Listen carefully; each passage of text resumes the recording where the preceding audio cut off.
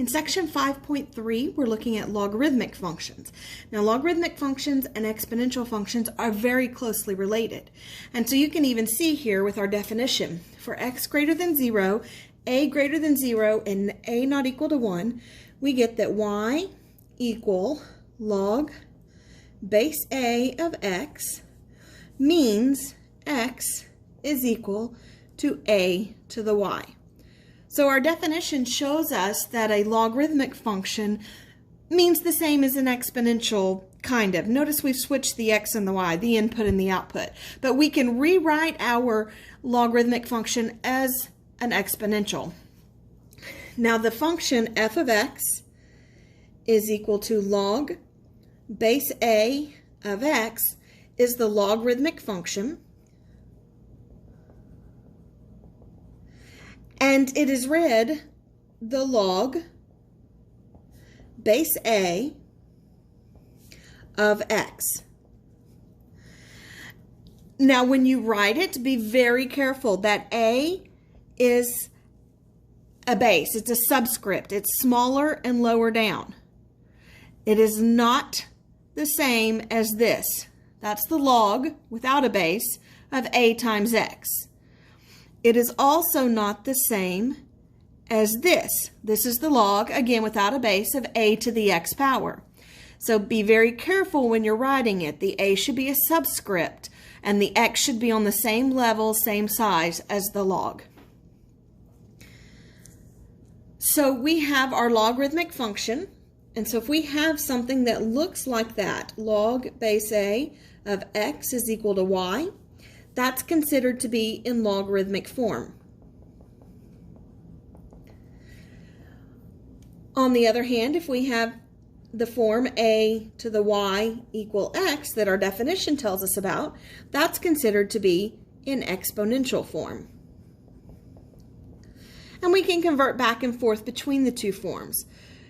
So an example of logarithmic form would be something like log base 2 of 8 is equal to 3, where that same idea, the same content can be relayed in exponential form, in which case it would be 2 to the third is equal to 8.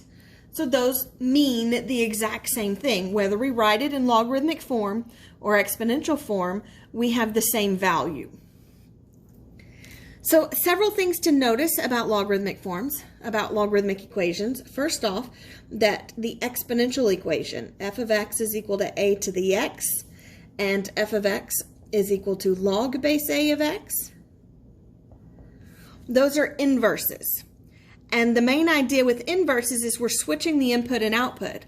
And what that does to the graph is it reflects it. So their graphs are reflections about the line y equal to x.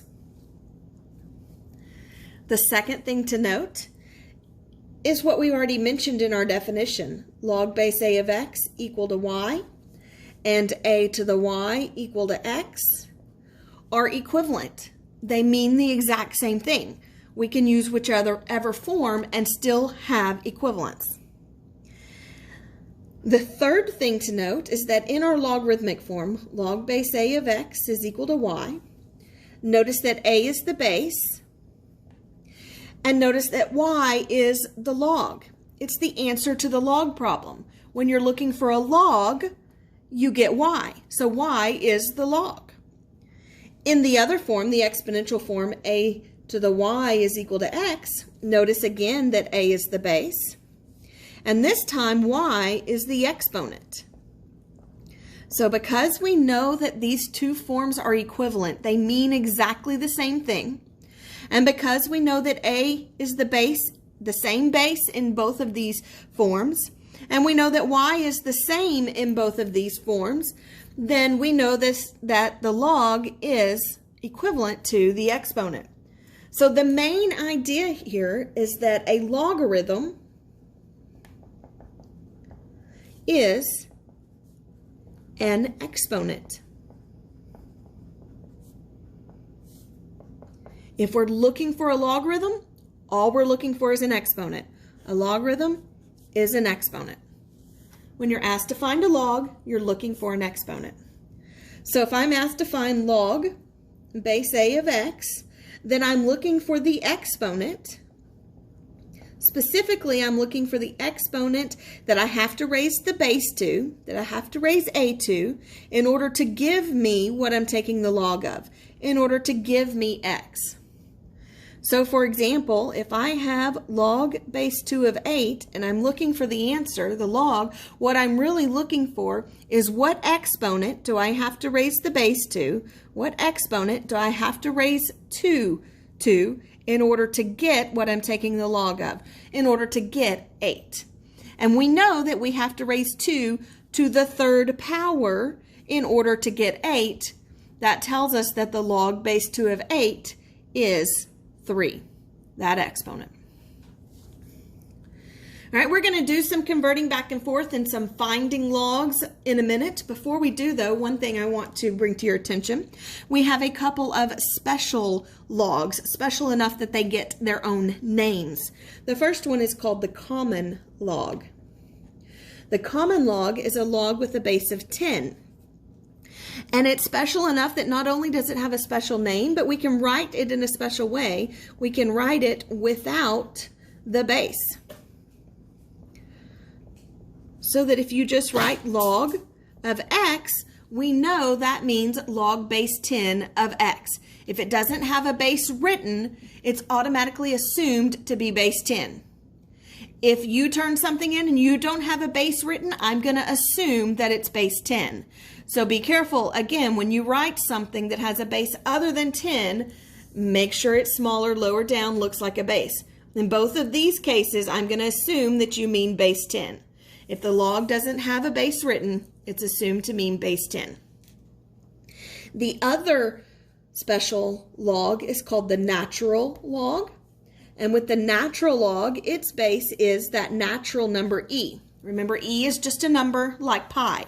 E is always 2.718, so on and so forth. You've got an e button on your calculator.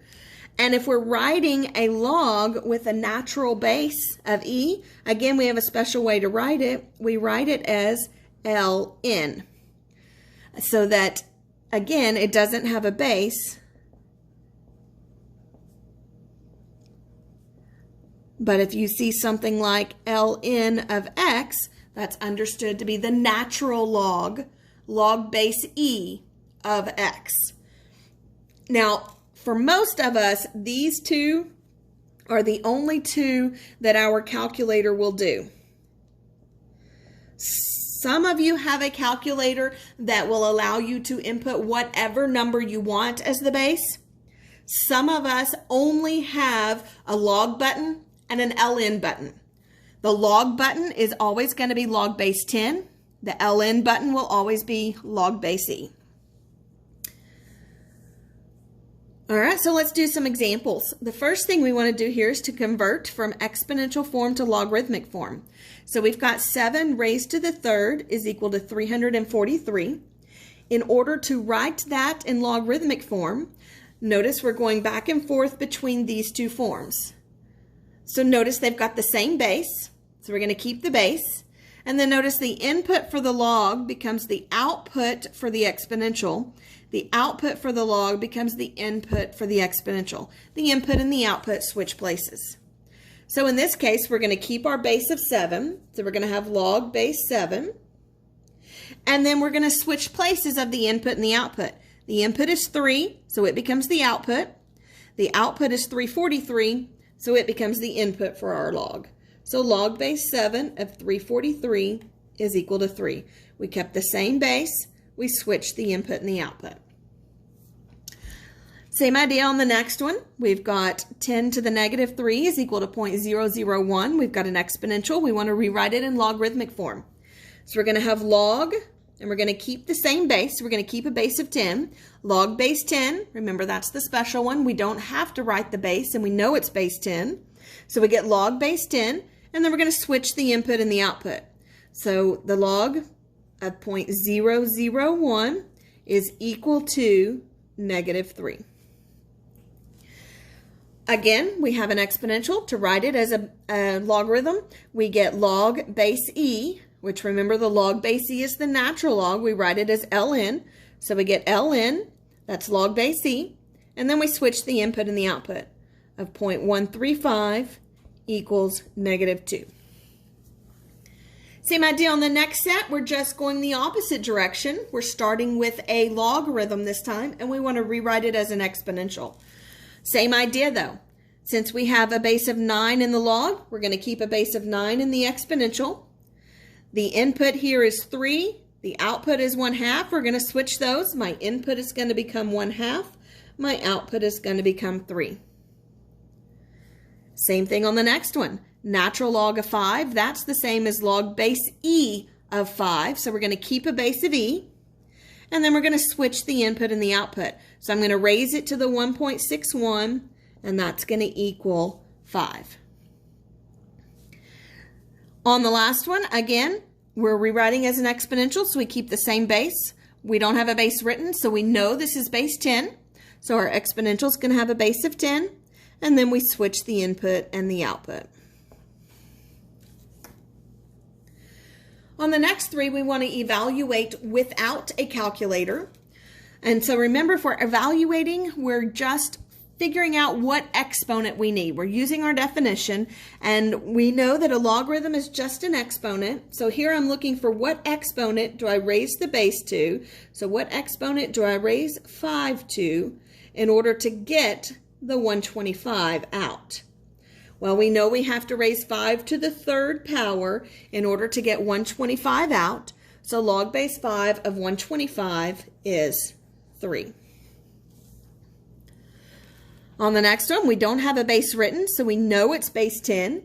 So here, using our definition, we're looking for what power do I have to raise 10 to in order to get 100,000 out. Remember the trick, you're just counting zeros. So 10 to the 5th power would give us 100,000. So log base 10 of 100,000 would be 5. Again, on the last one, we're looking for what power do we raise the base to, and in this case the base is e, natural log is e, so e to the what power, it gives us 1 over e. Well, remember, a negative exponent is what flips it, moves it to the bottom, so that's going to be a -1. So the natural log of 1 over e equals -1. Evaluate the following with the calculator. Again, you should have a calculator with a log button and an ln button. Some of you can put in other bases, but for most of us, that's all we can do is log base 10 and log base e. So with log base 10 of 100,000, we just press the log button, put in the 100,000, and it gives you 5. Whether you're calculating it with or without a calculator, it's still 5. Notice on the next one we have 3 times the natural log of 8. Again, you should have an ln button on your calculator. So 3 times the natural log of 8 should give us 6.24. And on the next one, when you put that in your calculator, you should end up with an error. It should not be possible. You should not be able to figure out the natural log of -2. Because if you think about it, notice this is base e, natural log is base e. We're looking for what power do we raise e to get a -2 out. Well, from our discussion on exponentials, you should remember that you can't ever raise anything to any power and get out a negative or 0. And so that one is not possible. On the top of the next page, we're going to look at the graphs. So here we have graphed for you. You've got the natural, or you've got y equal 3 to the x and y equal log base 3 of x. So from looking at our exponential graph, we know that 3 to the x is going to look like every exponential graph we graphed, and we know it's going to look like this red graph here. So we should know it. We should know its characteristics already. But remember, when we graphed the exponential, that it doesn't have an x-intercept because it never touches or crosses the x-axis. And in fact, the x-axis, the line y equals 0, became a horizontal asymptote for the exponential graph. Again, that's the red one here. And so our horizontal asymptote is the line y equals 0. Our y-intercept, we touch the y-intercept at 0, 1. Remember, anytime we raise anything to the 0 power, we get 1 out. And it's going to keep going out as it goes up. It's going to keep going out this way, so we don't have a vertical asymptote. The domain then is going to be all real numbers because it keeps expanding out. And we can see that our range would be 0 to positive infinity with a parenthesis because we never touch 0 or cross it. So we should know this already. These are the characteristics. This is the graph of the exponential. You should have those memorized. Well, now we want to look at the graph of the log. Well, since we know this is the exponential graph, that means this one must be the log graph. And so this is log base 3 of x. Now remember, before, one of the first things we noticed was that these two are inverses of each other, which means they are reflections about the line y equal x. Now remember, the line y equal x is just a linear line. It's got a slope of 1, it's got a y-intercept of 0, and so it's going to run through here like this. This is your y equal x line. And so we can see that if we took the 3 to the x graph, we reflected about that y equal x line, we get the log base 3 of x graph. When you start looking at its characteristics, well, notice it doesn't have an x-intercept. It never touches or crosses. It keeps getting closer and closer, which we kind of just saw from our example here. We're not ever going to be able to take the log of a negative. So we can't have a negative or 0 even in our domain. So we end up with no y-intercept. We also end up with a vertical asymptote because, again, we never touch or cross the y-axis. So our vertical asymptote is the y-axis, the line x equals 0. We can see that we have an x-intercept here at 1, 0. Which again makes sense because if we're looking for 3 to what power gives me 1, well, that would be 0. So 1, 0 for our x-intercept. It's going to keep going up as it goes out. It's going to keep going down this direction, so we don't have a horizontal asymptote. Notice that the range in this case is all real numbers because it keeps going up and down. But the domain is going to be 0 to infinity because it never touches or crosses 0. So again, if you'll notice, all of these are just reflected. No x, 0, 1 for the y, for the exponential, for the logarithmic, 1, 0 for the x-intercept, and no y-intercept. Same thing with the asymptotes. Y equals 0 for the horizontal and no vertical for the exponential, no horizontal, and x equals 0 for the vertical for the log.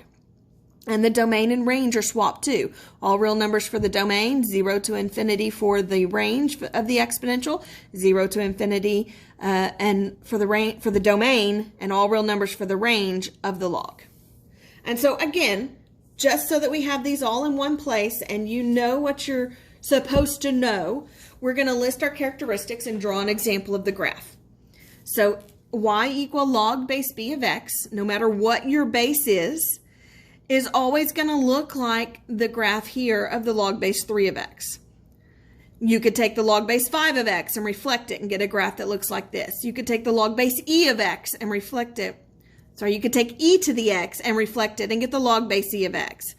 You could take 10 to the x and reflect it and get log base 10 of x.